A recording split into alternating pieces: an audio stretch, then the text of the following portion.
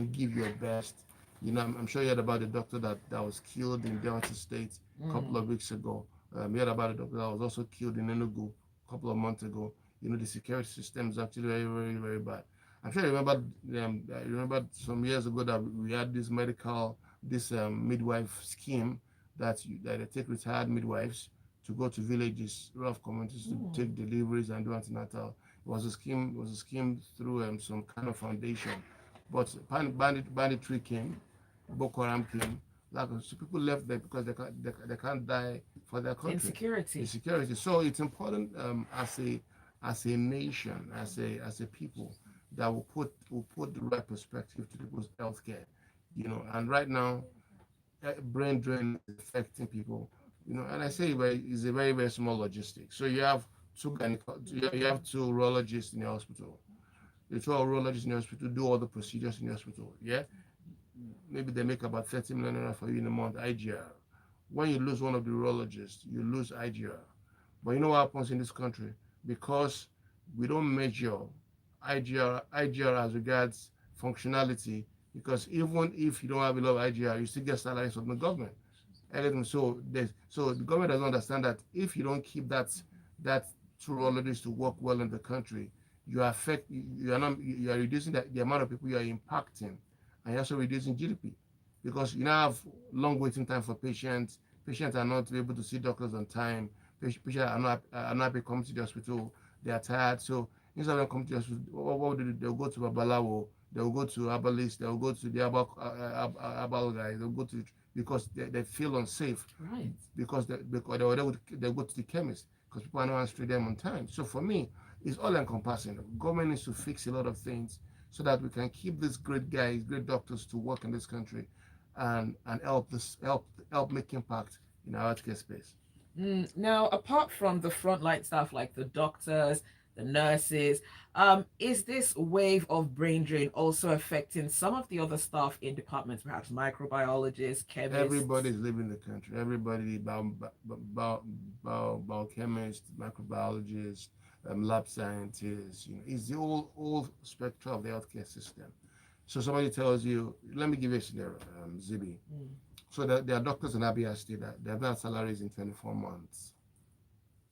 So think about it in your mind. How would they eat? How would they feed? How would they live their life? Medical doctors, they can't pay their students' school. They can't even pay rent in their homes. And you want them to stay in the country that has not even welcomed them. And they've worked for 24 months, good months.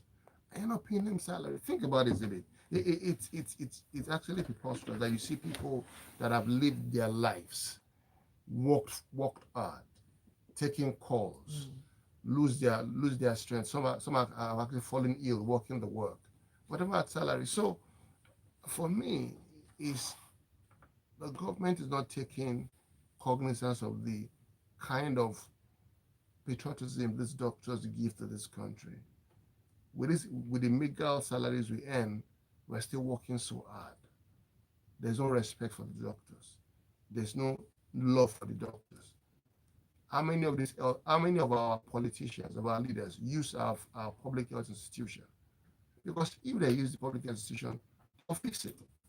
Somebody has malaria today or has headache. You know where they go? They jump on the next plane and go to wherever they go to. They increase medical tourism. Those money they are spending outside, why don't they spend in this country and fix the hospitals, fix the system? When you fix the system, the people will be able to stay. You need tools to work sometimes. The tools are not available. You have the trainings that you've done for years to do, but the tools to use your training to work are not available. So it's all encompassing. So I think it should be a national emergency. What I thought the government should have done when it is. You know what? Let's hold on to that and take a quick break, and we'll come back to that on the other side. This is Lagos Talks on Smooth 98.1. Stay with us. Future Forward Banking. Okay, so we'll be back on in a minute or so. What does Future Forward Banking mean to you? Speed, innovation, convenience, lifestyle goals, or just simply getting service that is designed just for you. Yeah, we thought you might like all of that and more. That is why we specially created Providus Bank for you to take care of your daily experiences. At Providus Bank, we believe that banking should be all about you and your business and how to get you to the next level. If you do not already have a Providus Bank account, please speak with our business concierge on So Dr. Ben? 0700 77 684 So what was the 387 proposal? or email Okay, now. Yeah, one to make it businessconcierge one. at Yeah. providusbank.com to switch to a future forward banking experience. Providus Bank. Future forward banking. Five, four, three, two, one. Yo, mic check, mic check. Switch tracks and get on the train of thought at five musings at Let's five. get it on. With everything from entertainment, information, and more. So much to talk about, so much to say. It's five musings at five on the Smooth Drive every weekday at 5 p.m. on Smooth 98.1. Start your day the smooth breakfast way. Always fresh. Weekday mornings on Smooth 98.1. You're listening to Lagos Talks on Smooth 98.1. It's Zibby here, and our special guest this morning is Dr. Benjamin Olowojebutu. He's the chairman of the NMA, which is the Nigerian Medical Association here in Lagos. And we're talking about brain drain and the proposal from the House of Reps. Now, it's still a bill. There is a long journey that this bill has to actually take before it goes anywhere to being assented by the president. But if you've got a question, you've got a comment, we'd love for you to be a part of the conversation. The WhatsApp number is 0809 440 and you can also tweet at Smooth981. We're streaming live as well on YouTube. It's Smooth981 FM Lagos. The phone number to call is 01 Dr. Benjamin, let's talk about this bill. So, Honorable Gani Johnson, the bill, it was very shocking because he didn't even seek for our help. He didn't engage enemy. He didn't talk to us. He didn't ask questions properly. You know, the bill came as a rude shock to us because we didn't even know, there was a bill like that, and it has gone through second reading. I think it is fair for us, if you want to do any bill in this country, to ask the people that are involved with the bill for, for collaboration, to talk about it, so that we are all saying the same thing that affects generality of doctors or generality of healthcare space in this country. How can you tell somebody that have done 7 years in medical school with 1 year or 2 years strike, it makes it 9 years, to do another 5 years of waiting before they can practice? That's another 14 years. How old would the person be, at that particular time? Can they ask their children to do that kind of stuff? The number two is that you keep saying that Nigerian doctors are giving subsidy of education. I keep telling them, education generally in Nigeria has subsidy all over, from engineering to economics to accountancy to laboratory scientists to microbiology. Why are they always focused on medical doctors alone? They are comparing the economy of Nigeria to the economy of England or UK and the US, where they give medical students a lot of loans, to do it because the cost of training there is a lot more, so they give them loans. So you can't compare that economy to Nigeria's economy. We have not focused a lot on our education. We have not invested a lot of money on our healthcare space. We have not invested money on our research institution. So you cannot compare that to the UK. So every education in Nigeria is a subsidy. So for me, what I think Honorable Gani Solomon should have done, the Ghanaians should have done, is to sit down with medical doctors and ask us, how can we solve these brain drain problems? It's not about just scratching the symptoms. It's about solving the disease itself. So now you ask doctors to stay for 5 years. That's just the symptoms. What about what is the pull factor? What is the push factor? What is pulling the doctors away from the country? What is pushing them? It's very, very simple. Fixed welfare. fix security, fix infrastructure, make sure doctors can support themselves, they can have new cars. I've said in several fora now, you have bank of industry that supports manufacturing industry in this country. You have bank of what agriculture that supports agriculture in the country. But you don't have a bank of health.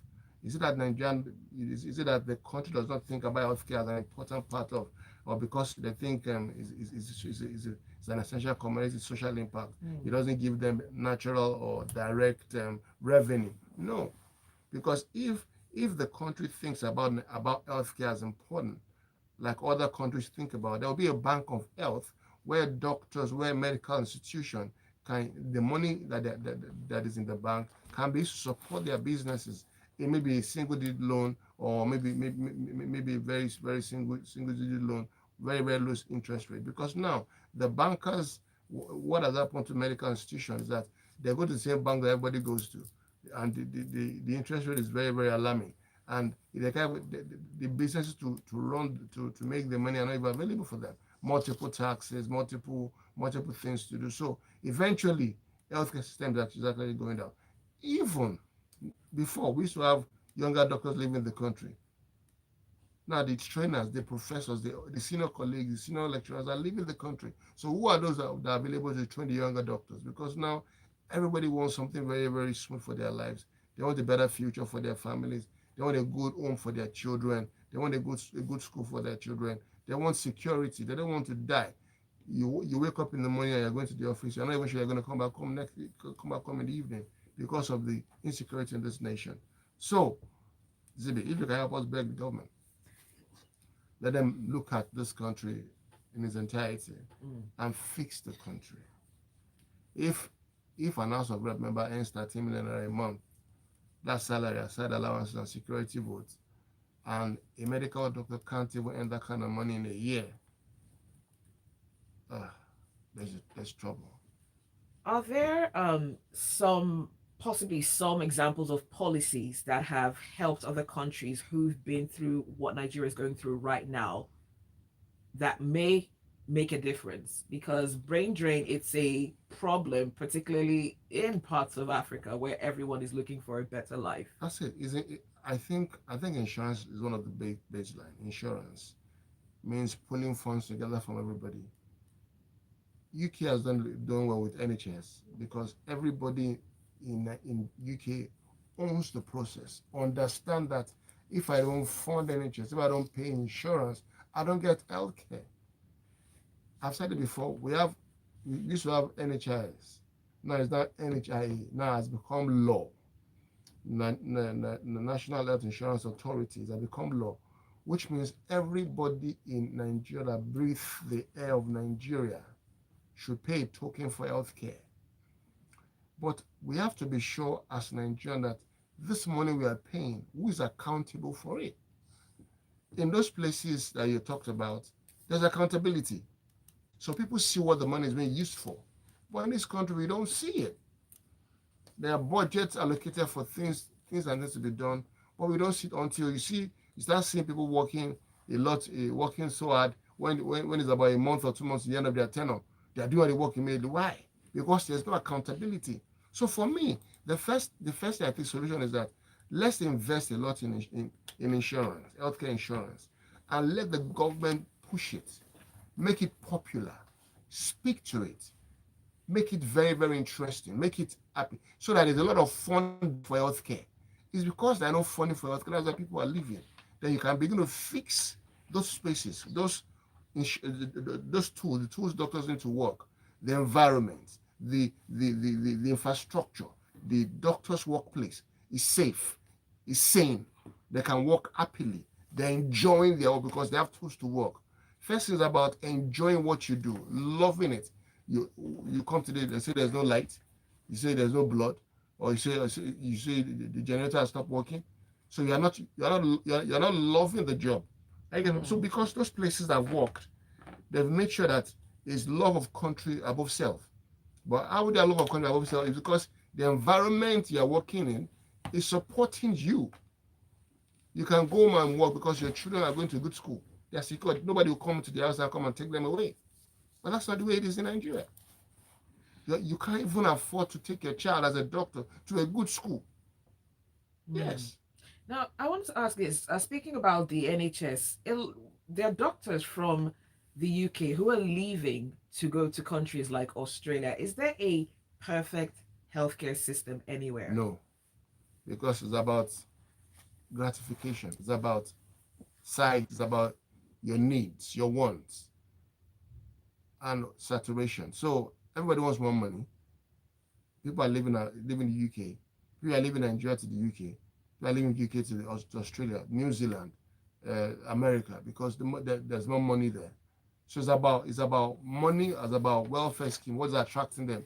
Now maybe because UK is getting more saturated, there's so much competition. People are living to where they're needed more in Australia, and the money is a lot of money.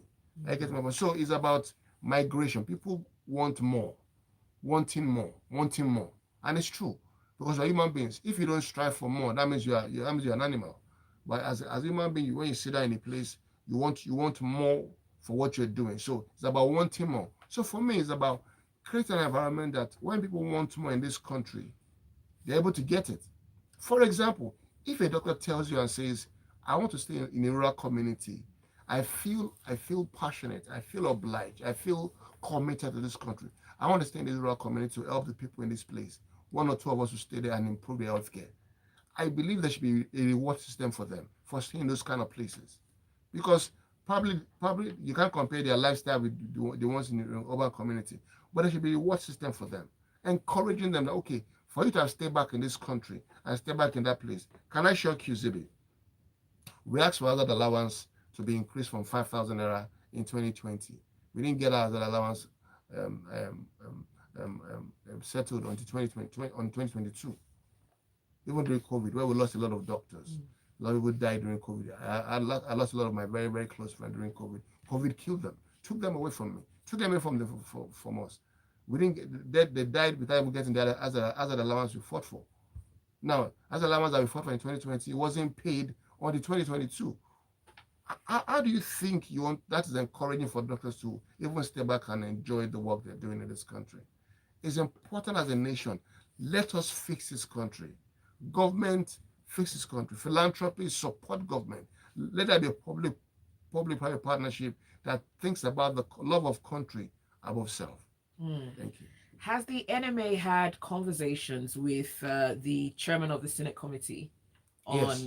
Okay, Yes, we have Senator Oluwatosin. Yes, great guy, amazing guy, very, very great medical doctor, understands the system, and has given ideas about how we think this can work. And I said it clearly that this bill that the rep is bringing can't even see the light of the day, because even if it passes House of Assembly, they won't sign it off in the Senate, because it doesn't fundamentally solve any problem in the country. It just creates more chaos. You remember from some weeks ago, you had issues with your banking app. Why? Because all the IT guys at the back end of the IT, they have left the country. They're all abroad now. They've left because if there are people that need them more and they're going to pay them better in those places than in Nigeria. So it's not only about medical doctors who don't live in the country, it's about the country itself. I think government should sit down and say, it's a national emergency. Why are young people leaving this country? Why are they not staying? Can we look at it holistically and solve the problem? Then, when you start solving problem gradually, the citizens will see that you are committed to them as leaders, not because you have access to live in the country whenever you are sick. That's what happened to them. Whenever they are sick, they say they're going to do medical checkup with taxpayers' money. It's not their money. It's a tax we pay, that all of us pay, that they use for their salaries, use for their medical tourism. So it is called leadership by example. Let them start leading, using the hospitals in Nigeria and making it work. When a local government chairman leaves his house in the morning on a Monday and says he's going to the PHC center in his local government to check his blood pressure and blood sugar, it will encourage people living in that community to own the PHC and becomes what we call community participation. If the city leader gravitating to using the hospital, then what happens? They begin to use it, becomes popular, becomes used. then we start focusing on primary healthcare as a nation. All right, let's go on to the phone line 0144899981. Good morning. Good morning. Very well, thank you. Name and location, please. All right, Abbas, go right ahead.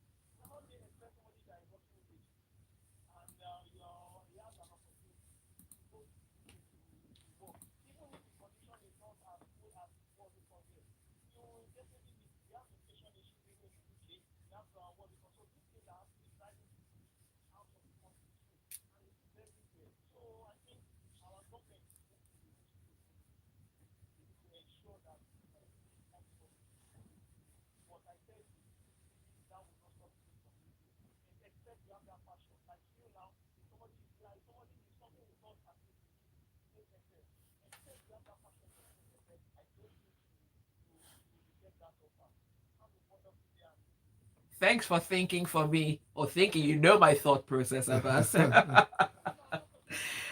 Of course. Thank you, All Abbas, for right. your points. Excellent work today. Thank you. Let's go on to take another phone call. Good morning. Good morning. Name and location, please. Good morning to you, sir. All right, Daniel, go right ahead.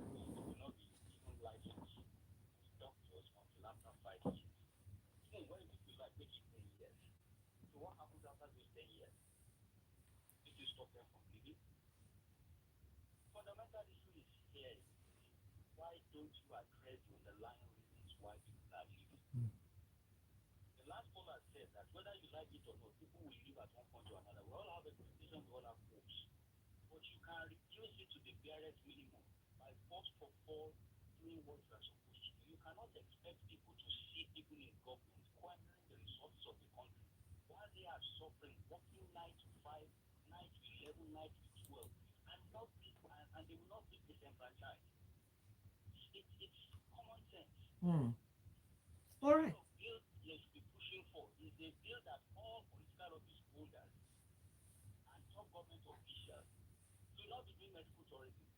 Correct.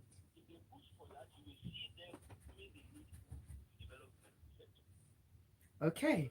Thank you, Daniel, Thank you for very much for this point. Very, very excellent point.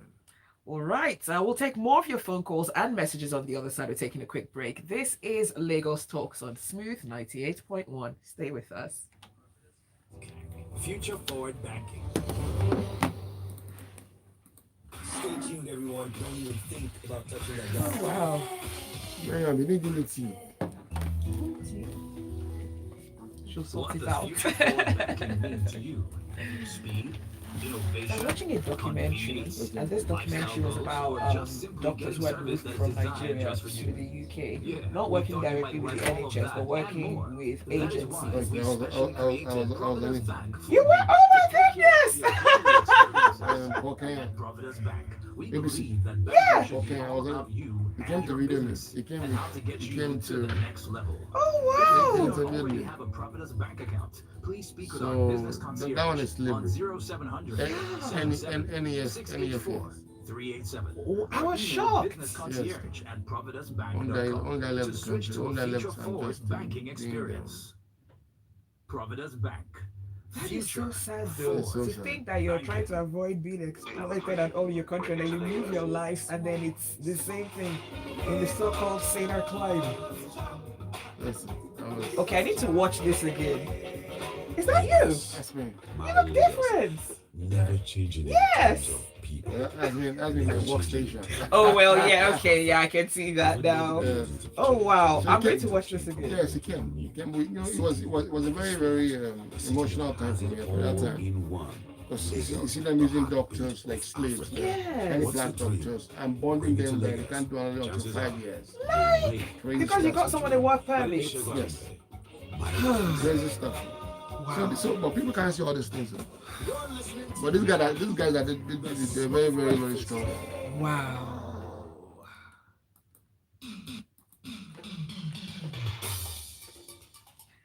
You're listening to Lagos Talks on Smooth 98.1. Our special guest this morning is the chairman of the Nigerian Medical Association, Lagos, Dr. Benjamin Olowojebutu. And we're talking about brain drain in Nigeria, where we are, where we're going, and how we can actually get there. You can, of course, if you've got a question or a comment, let us know. 0144 89981. That is the telephone number. Good morning.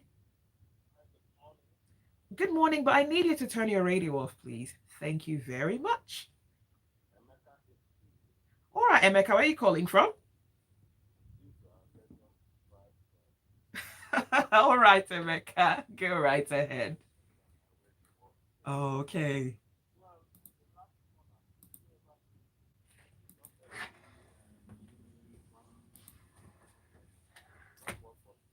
The doctor would say a carton of water, I believe. Water's fine. Yeah, water's fine. Okay, go ahead, Emeka.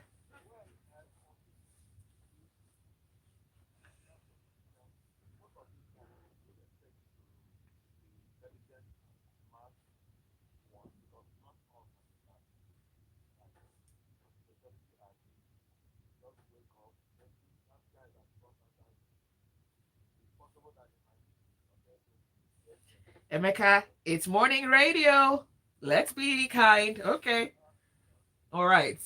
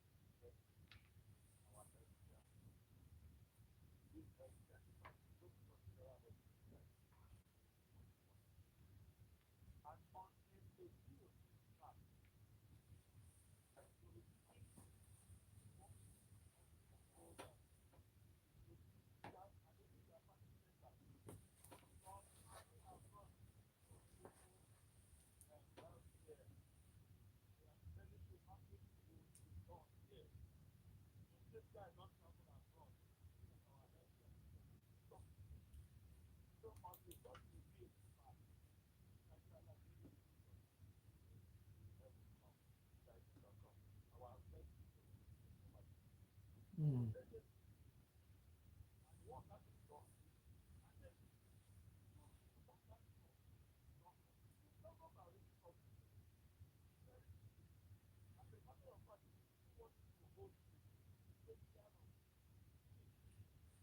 Hmm. Okay.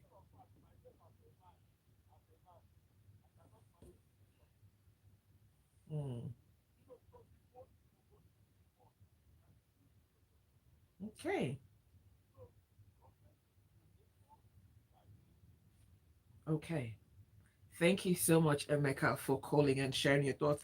Dr. Benjamin, what could Reps member Ganu Johnson have done differently? So as the speakers have said, the callers, nice listening to them. I'm very happy that Nigerians are thinking along our thought processes. He'll have engaged what we call collaborative talk. If he thinks about the healthcare space properly, called NMA for a meeting and said, NMA, can we sit down? Call the Senate committee, Dr. Lori Egbe, can we sit down? What are the problems of healthcare in this country? Have the Minister of Health coming, the Minister of Health, state and federal coming there, and we sit down and look at it together, come up with a white paper, and say this is how I want to solve healthcare problem in this country, and the doctors will see that they are now accountable. That they're not just it's not just talking, they are talking and their actions are backing what they're saying.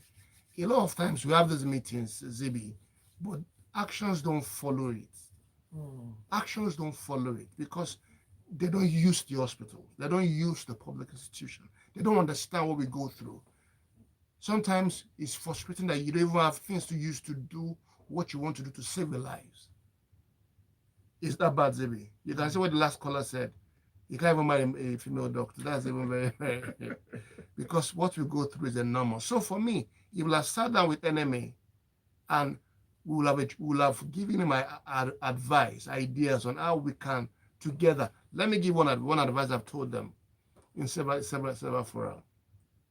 We have sweetened sugar beverages, SSB beverages, in this country that has cost us a lot of NCDs, non-communicable diseases, cancer, diabetes, hypertension, because sometimes in a bottle of soda you have about 40 cubes of sugar. In a bottle of energy drink you have about 60 cubes of sugar, and we keep buying it. Sometimes we drink like 4 or 5 every day. And I've asked government, it's very simple. This direct drinking these things can cause NCDs.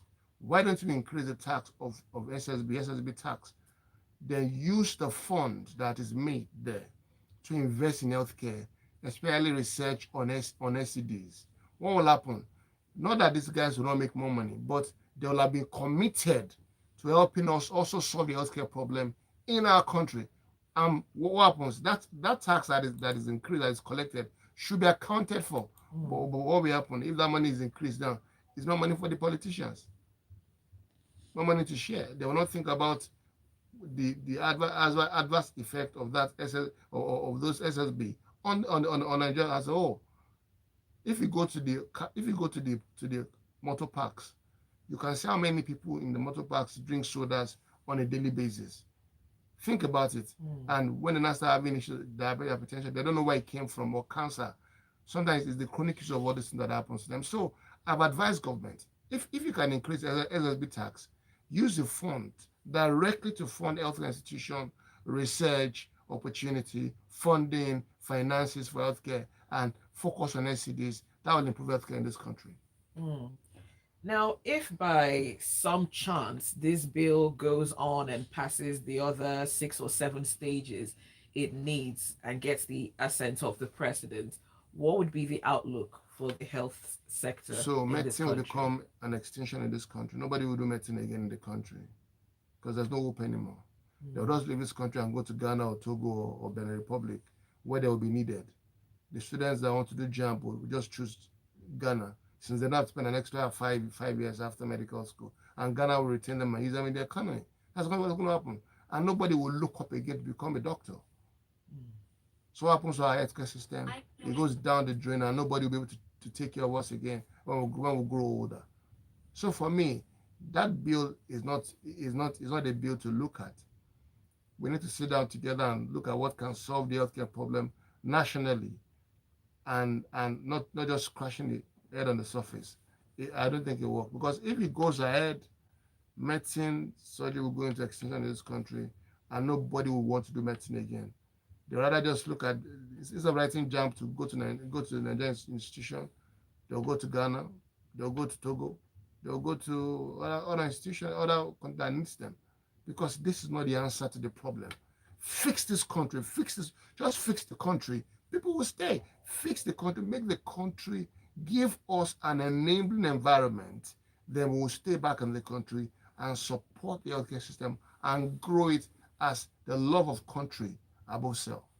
Now, speaking about the training that the doctors here in Nigeria receive, how easy is it for them to take the skills that they have and adapt to a whole new system in a different country? Medicine is very it's global. Or just there are specific diseases that we treat in this country, but it's global. The same books, the same everything. Even better, the best guys that the best doctors in the UK are Nigerians. Best doctors in the US are Nigerians, because our training is very rigorous. It's very hard training, hard, because we work. You don't sleep. You are in class. What has happened in the last few years, as I was saying earlier, people want to do training in this country, specialized training. They write their primaries 4 or 5 years. There are no places for them. Even we have inadequate training institution in the country. So they write the exams, so they're not getting space to go and do the training abroad. What happens? They will leave now, because there's a space that they can earn their training there, but it's not even in Nigeria. I get what I'm saying. So it's important that training in this country is very rigorous. It's very rigorous. So most doctors will adapt in any country in the world that have trained in Nigeria. Most doctors will adapt, and it takes few weeks to adapt. Yes, because medicine is global, the same training everywhere.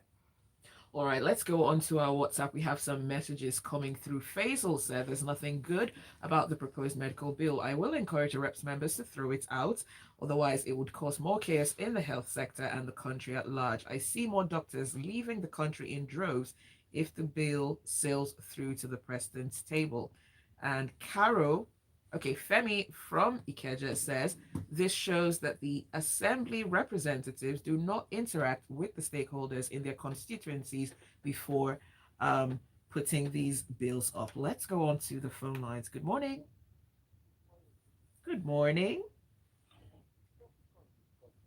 Name and location, please. All right, Saji, go ahead.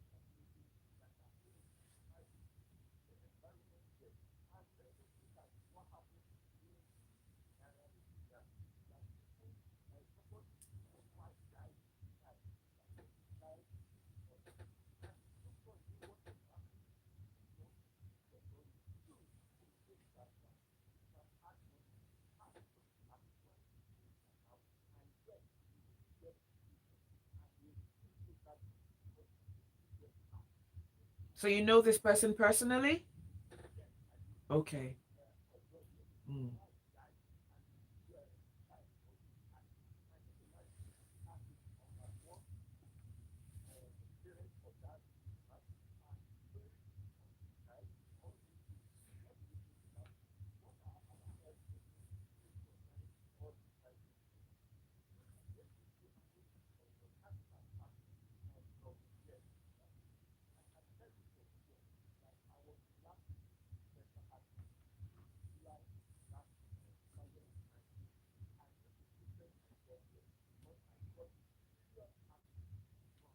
Mm.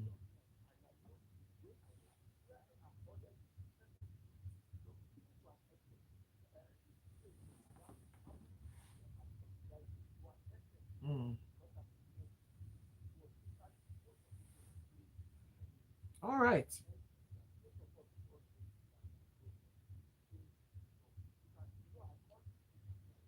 Saji, we don't have a lot of time. Yes. Thank you for calling. Thank you. Okay, thank you, Mrs. Soji, and I apologize for my empathy to those that lost their life doing that. It was that's not how we're trained. That's not the profession. That's not the nobility of our profession. That's not the oath we signed. It's about life first, and I apologize on behalf of the facility that happened. We hope it doesn't happen again. We hope God keeps give recourse to that family. But as the case may be, also we all live in this community. We all live in this country. We're not oblivion of what happens in the country. Sometimes the things you use to buy to help the community is not available for you as a doctor. You don't have fuel. You can't buy fuel. You can't even buy because maybe the doctor was thinking that the way he's supposed to buy fuel, they're asking him for cash also. He needs the cash to buy fuel, to buy the things, to buy the drugs he needs to help the patient. So it's all encompassing. It's all in the economy. I just think if the government wants to help this country, fix the country, get a bank of health and says, okay, bank of health, you are focused on modalities of helping health, both private hospitals, both public hospitals, so they can maintain the right standard to help the community because we all need help in this country. Zibby, help is needed because I can tell you, people are going through a lot. Some are even closing the hospitals because they cannot afford to pay salaries because the economy is really, really bad. So I want to crave your indulgence. As they have said, one of the policies I think the government should say is do a bill that says every politician, every rep member, every senator to spend their first 3 years in office to use public institution and pay for the healthcare with their money, so that the money they can invest the money in this country and they reduce medical tourism. And after that, they can begin to see what the loopholes are in the country and begin to solve it to meet their standard because maybe their standard is very, very high. But when they begin to fix the country, will increase the standard of healthcare in our nation. All right, we're almost out of time, but I have one last question. So, if there were three areas that you think the work needs to be done to not just fix the healthcare system, but also to address the brain drain issue, one would be the Bank of Health. Yes. The other two? Welfare of the doctors and infrastructure for the tools of work in workspace. All right. Well, that is all the time that we have for Lagos Talks this morning. Thank you for your messages, your phone calls, and for listening. Special thanks to our guest, Dr. Benjamin Olowojebutu. He's the chairman of the NMA here in Lagos. That's all the time for the Smooth Breakfast and Lagos Talks. I'm signing off now, but do stay with us. There's a lot more to come today, and Strictly Soul starts from 10 a.m. right here on Smooth 98.1. Boy, and it's your breakfast show on